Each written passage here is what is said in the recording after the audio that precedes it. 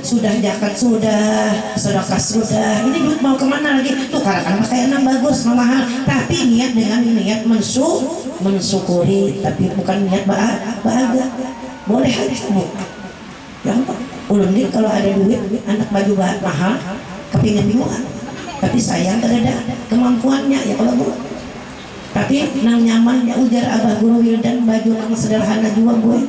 Ke pengantin rasul, ke pengajian rasul, ya kalau kemana-mana rasul itu nang nyaman. Utamakanlah fungsi, jangan gengsi. Ya bu. Baju 300 dengan 2 juta fungsinya sama. Tas 3 juta 4 juta, baju yang 500 200, oke lah 200 300 fungsinya sama. Ya enggak bu? Utamakan fungsi, jangan gengsi. Kenapa kadang-kadang bu kalau kita berpakaian yang berlebihan itu kadang-kadang bisa menimbulkan niat nang kada baik bu. Pasti adalah terasa, oh aku ini rasa baju bagus banget. Tapi saya dah Khadijah bu, ya Allah kalau kita mendengar ceritanya sedih sekali. Sayyidah Khadijah radhiyallahu anha menikah dengan baginda Rasulullah 24 tahun, tidak pernah terjadi percekcokan, adem, tenang rumah tangga. Mudah-mudahan inilah yang terjadi di rumah tangga kita, sebagaimana yang dikatakan oleh baginda Rasulullah, baiti jannati, rumahku adalah surgaku. Jangan sampai hanya rebahan kawin 2-3 tahun sudah cekcok luar biasa di rumah tangga. Kenapa? Karena apa? Karena saling mengerti. Sayyidah Khadijah ini Rasulullah berumah tangga. Kalau Sayyidah Khadijah ini beliau memasak, apapun yang dikerjakan oleh ibunda Sayyidah Khadijah radhiyallahu anha, selalu Rasulullah ini membantu datang. Kadang kala memasak Rasulullah diam. Ketika hendak makan dicari nasi tidak ada, beliau diam. Bahkan beliau kalau tidak ada nasi yang dimakan itu berpuasa. Rasulullah apapun kalau bisa menggawi apapun kadang pernah mau yuhakan gini. Bahkan sampai diceritakan bu, itu sandal Rasulullah aja pagar itu menjahit sendiri beliau, baju robek dijahit sendiri, sampai beliau mau minum susu merah sendiri. Kadang pernah mau yuhakan bini. Kalau kadang-kadang bu, yang terjadi di rumah tangga zaman sekarang ini karena bini uyuh lagi kada paham, biasanya gitu loh bu. Lalu apalagi muntung laki macam-macam, itu bini sedang uyuh, lagi uyuhnya, maka terjadilah pertengkaran. Ini yang biasanya terjadi. Tapi Sayyidah Khadijah 20 tahun tidak pernah seperti ini bu. Makanya Rasulullah itu mencintai, sangat mencintai, dan beliau pun sangat mencintai kepada orang yang mencintainya. Mudah-mudahan hari ini kita yang hadir semua di sini, walil khusus sahibul hajat, mudah-mudahan termasuk orang yang mencintai dan dicintai oleh baginda Rasulullah SAW. Sayyidah Khadijah radhiyallahu anha diberikan Allah keistimewaan banyak sekali. Yang pertama, beliaulah satu-satunya perempuan pertama yang beriman kepada baginda Rasulullah SAW. Ketika Rasulullah SAW diangkat menjadi seorang nabi dan rasul, beliau menyaksikan bagaimana keadaan baginda Rasulullah. Beliau ketika itu menerima wahyu pertama, pulang ke rumah dalam keadaan sangat gemetar. Maka Rasulullah berkata, wahai Khadijah, selimuti aku, ada sedang terjadi sesuatu pada diriku yang luar biasa, kata Rasulullah. Sayyidah Khadijah ini sudah tahu apa yang terjadi dengan diri baginda Rasulullah. Makanya beliau tenang aja bu, tenang aja. Kita pun terkait tujuan hendaknya. Kalau ada sesuatu yang terjadi dengan suami kita, pulang dari kerja, pulang dari apa aja, dari luar kota, beliau sakit, kita harus bisa menasehati kalau terjadi apa-apa, mengayomi, istilahnya melayani. Jangan sampai apalagi laki-laki jauh-jauh datang berusaha, ternyata kada oleh duit datang ke rumah memamai bini, lalu siap yang tulat sudah berminggu-minggu ada membawa duit aja lagi. Jangan bu, kalau ada apa-apa dengan suami kita maka penyesalan kita. Sayyidah Khadijah melihat keadaan yang terjadi pada diri baginda Rasulullah ketika itu, beliau sudah tahu Bu, kalau yang terjadi ini bukan keburukan dengan Rasulullah. Beliau sudah tahu kalau yang terjadi pada baginda Rasulullah adalah semuanya adalah kebaikan. Ujar apa? Sayyidah Khadijah radhiyallahu anha, ketika mengetahui Rasulullah kembali dari khalwatnya, beliau gemetar dan bertemu dengan malaikat Jibril dengan wujud yang aslinya. Disitulah Rasulullah menerima wahyu pertama yang disampaikan oleh malaikat Jibril. Kemudian apa Bu? Kita sudah tahu bersama ketika Rasulullah SAW ditemui oleh malaikat Jibril, beliau menyuruh baginda Rasulullah, wahai Rasulullah, baca, Iqra. Apa yang dikatakan oleh Rasulullah Bu? Ana la biqari ya malaikat ya Jibril. Iqra kata malaikat Jibril. Ana la biqari, aku tidak bisa membaca. Sampai 3 kali Bu. Dirangkul oleh malaikat Jibril ini Rasulullah. Saking apa hendak menyuruh membaca, Iqra ya Rasulullah. Baca, akhirnya dengan hidayah Allah Rasulullah ini bisa membaca dan bisa membaca ayat yang disampaikan oleh malaikat Jibril tadi. Maka ini adalah wahyu pertama yang diterima oleh baginda Rasulullah SAW yang berbunyi itu dalam surah Al-Alaq, Iqra bismi rabbikal ladzi khalaq, khalaqal insana min 'alaq, Iqra wa rabbukal akram alladzi 'allama bil qalam, 'allamal insana ma lam ya'lam. Akhirnya Rasulullah itu dapat membaca karena dirangkul oleh malaikat Jibril. Disitulah Rasulullah mengalami kejadian yang luar biasa, beliau sangat gemetar. Padahal kita sudah mendengar kalau Rasulullah ini adalah ummi Bu. Artinya bukan ummi itu bukan ibu, tidak bisa membaca dan tidak bisa menulis. Apa hikmah yang terkandung dalam peristiwa ini Bu? Diterimanya wahyu pertama oleh Rasulullah. Waktu itu Rasulullah tidak bisa membaca, tapi akhirnya bisa membaca, agar nanti wahyu-wahyu yang datang kepada Rasulullah SAW itu tidak ada yang bisa mengatakan kalau itu adalah buatannya Rasulullah. Itu aja yang banyak yang mendustakan Bu. Kalau itu wahyu, itu Al-Quran adalah buatannya Rasulullah, padahal Rasulullah tidak bisa membaca dan menulis. Itu hikmah, artinya kenapa Rasulullah ini tidak bisa membaca dan menulis. Ketika itulah pulang dan keadaan gemetar, lalu ditenangkan oleh Sayyidah Khadijah, wahai suamiku baginda Rasulullah SAW, sesungguhnya aku tahu yang terjadi pada dirimu ini bukanlah keburukan semua, tapi ini adalah kebaikan. Ketahuilah bahwa hari ini engkau telah dijadikan oleh Allah sebagai seorang nabi dan rasul. Engkau sudah diangkat menjadi oleh Allah menjadi seorang nabi dan rasul. Engkau telah menyambung silaturahmi. Apa Bu? Rasulullah ini ketujuh benar bersilaturahmi. Jadi Sayyidah Khadijah tahu kalau Rasulullah ini kebiasaan beliau ada suka bersilaturahim. Mudah-mudahan kita nanti itu juga. Apalagi pada bulan puasa ya Bu. Ini ada Marina, orang tua dulu yang masih hidup, orang tua, saudara, kerabat kita dulu kita jenguk, baru guru-guru kita jenguki, kita bersilaturahmi di Solo. Kenapa? Ini adalah sunnahnya Rasulullah dan ini amalannya panjang umur dan murah rezeki. Jadi jangan ngalipian. Aman hendak dapat amalan murah rezeki ya ini rajin-rajin silaturahmi. Nanti ini kita alhamdulillah ini namanya kita silaturahmi. Ulun mungkin di sini adalah sebagian yang kenal dengan ulun Bu. Tapi ada juga yang mungkin kada kenal. Tapi alhamdulillah hari ini berkat kita silaturahmi, yang tadinya tidak kenal bisa menjadi kenal. Betul kada Bu? Ya. Tapi insya Allah 50% kayaknya ini sudah kenal dengan ulun.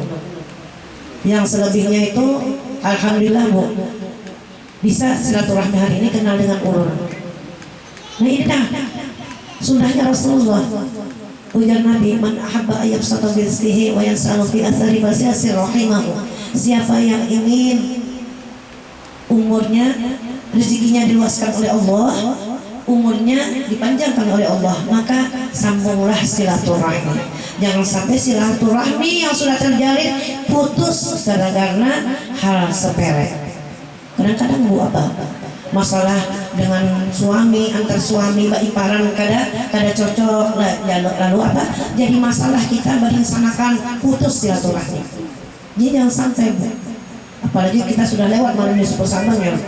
Sebelum malam nisfu Saban harusnya tuh sudah kita berdoa. Silaturahmi harus dijaga karena itu adalah salah satu amal yang tidak akan diterima di malam nisfu Saban, orang yang memutus silaturahmi. Dan kita kalau jaga silaturahmi kita hari ini pula. Mudah-mudahan hari ini kita terkumpul di dunia sampai nanti ke surga kita terkumpul. Amin ya rabbal alamin. Ujar apa Sayyidah Khadijah lagi, engkau telah memberi makanan tamu-tamu. Sidin sudah tahu kebiasaan Rasulullah Bu. Engkau telah menolong orang yang kesusahan, engkau telah memberi hadiah pada orang miskin, dan engkau telah membela orang yang benar. Tetaplah wahai anak pamanku, engkau telah mendapat kegembiraan ini Bu. Keistimewaan Sayyidah Khadijah, beliau diberikan Allah akal yang sempurna. Pertama dulu wajah cantik, akal dan firasat yang kuat. Kemudian keelokan langsung.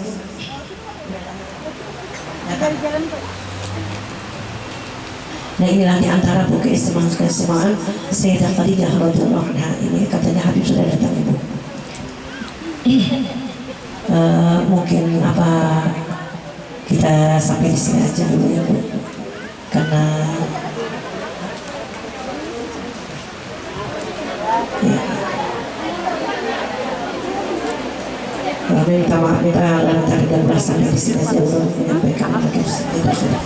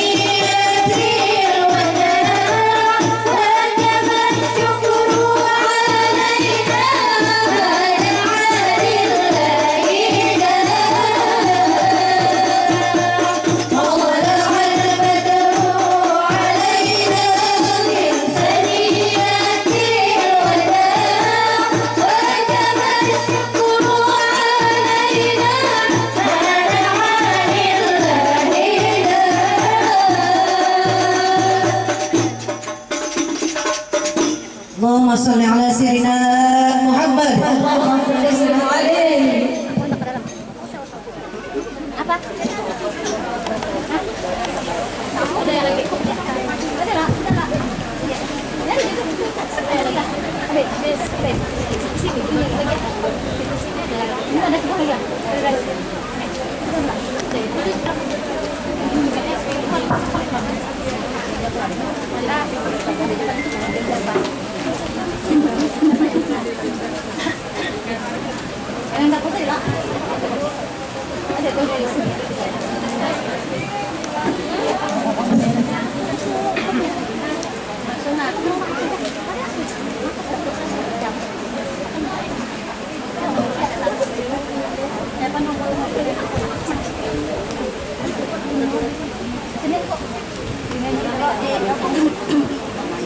Assalamualaikum warahmatullahi wabarakatuh.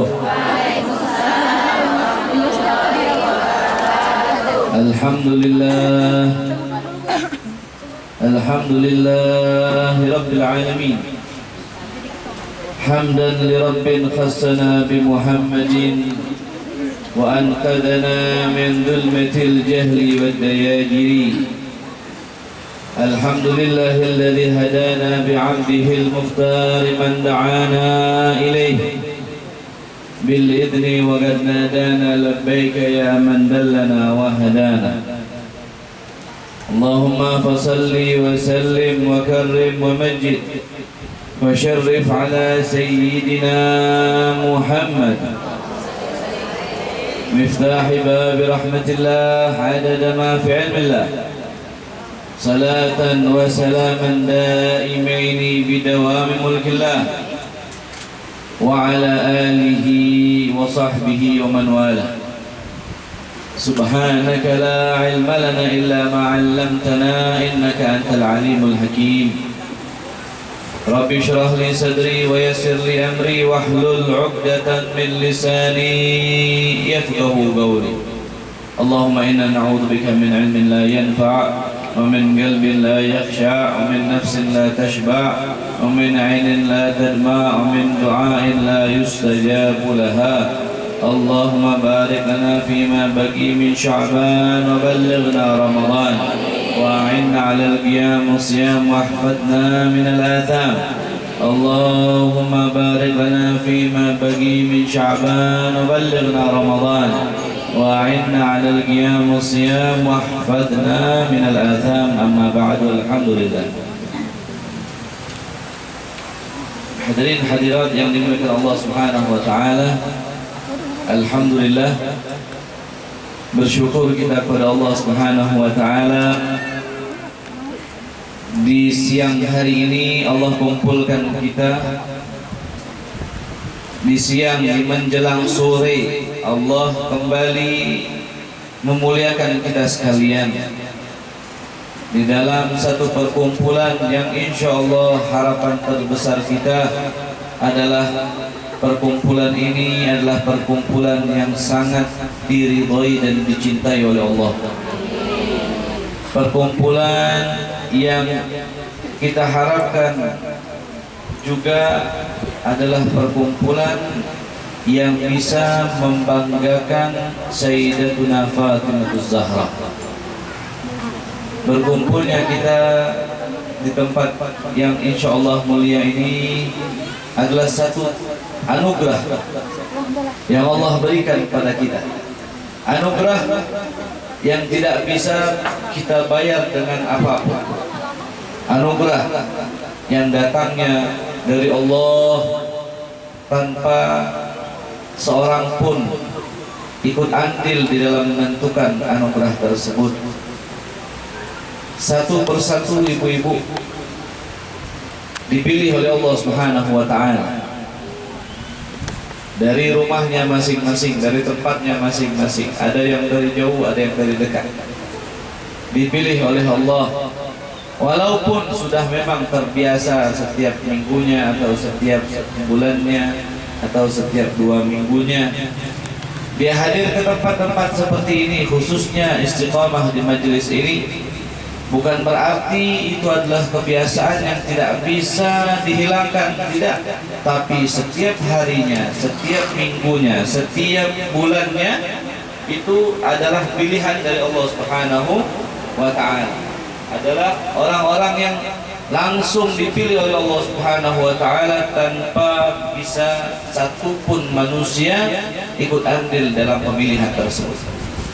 Intikhabat, kata para ulama, setiap orang itu dipilih oleh Allah untuk mendapatkan kemuliaan setiap harinya, setiap jamnya, setiap detiknya.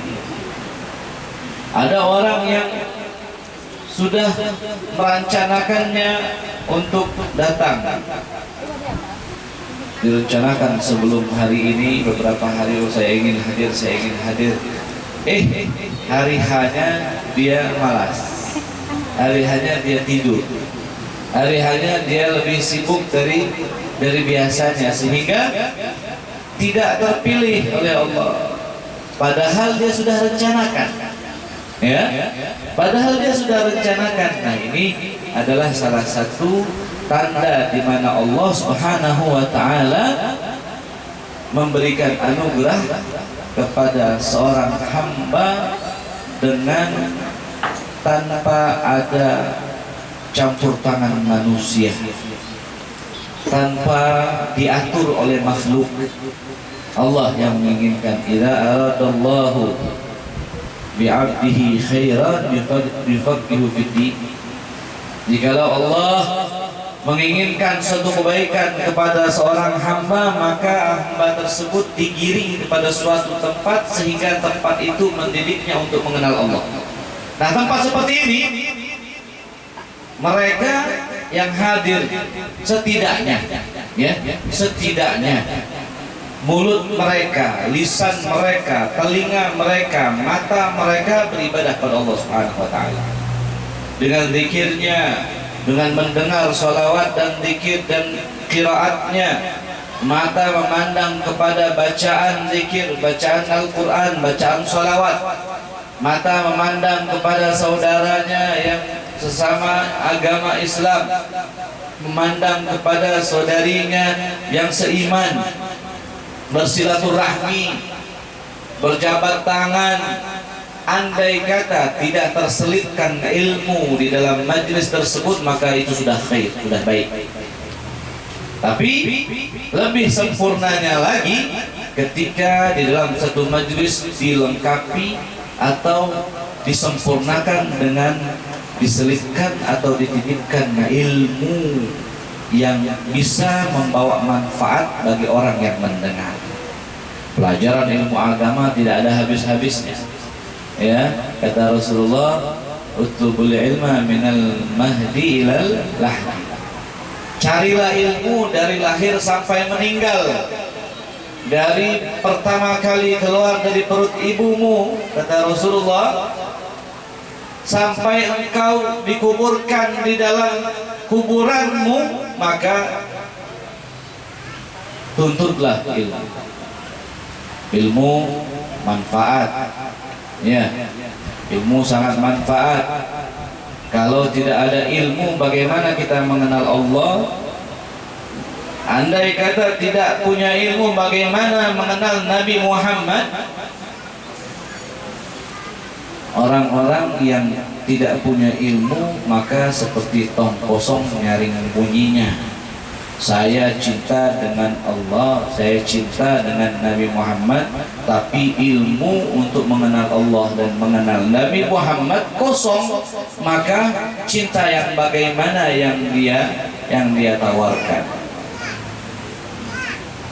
Ibarat kita pun di dalam bahasa sekolah kita sering kita dengar apa? Tak kenal maka tak sayang. Tidak kenal, bagaimana mau sayang? Gak mengenal Allah, bagaimana mau takut kepada Allah? Bagaimana mau taat kepada Allah? Tidak punya ilmu sama sekali, bagaimana mau mengenal Nabi Muhammad SAW? Ya, oleh karenanya perbanyaklah kita bersyukur kepada Allah. Majelis-majelis seperti ini terbentang banyak sekali di daerah kita, di perkampungan kita, di kota kita, banyak sekali. Baik itu majelis ibu-ibunya, ya, atau majelis laki-lakinya, pria, perempuan, semuanya Allah permudahkan.